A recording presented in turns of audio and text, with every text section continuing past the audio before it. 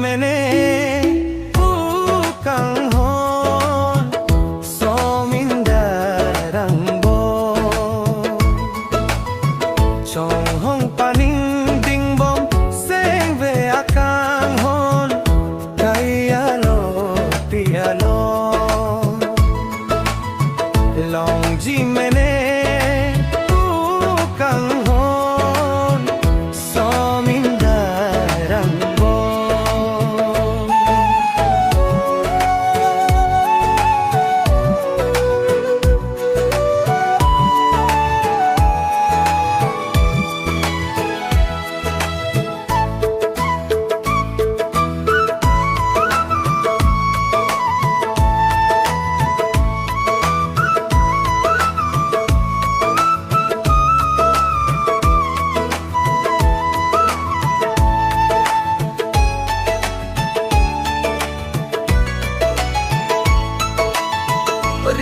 Chai di bong lir sing sang bolon do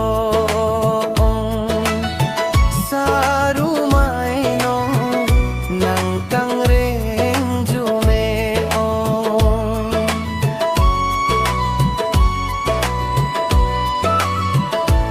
ori chai di bong lir sing sang bolon do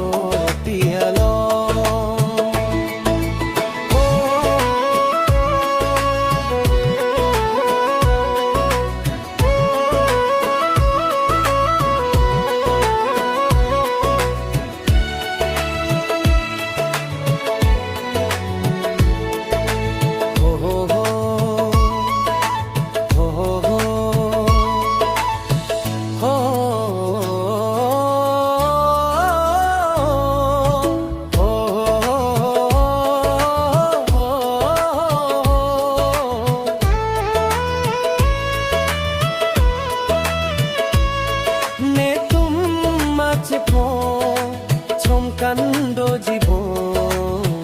ni sonang logic hoy malong penbo o ne tum machepo chom kando jibo ni sonang logic hoy malong penbo ser jambili che tongji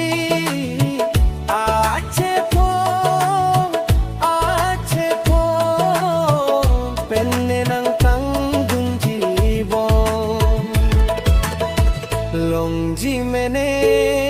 bukan hon so mindarang bo chong hong paning ding bom seng ve akang hon kaya la pialo long ji mene bukan hon so mindarang chong hong paning ding bom seng ve akan hon kaya la te alon song mindarang bom kaya lo ti alon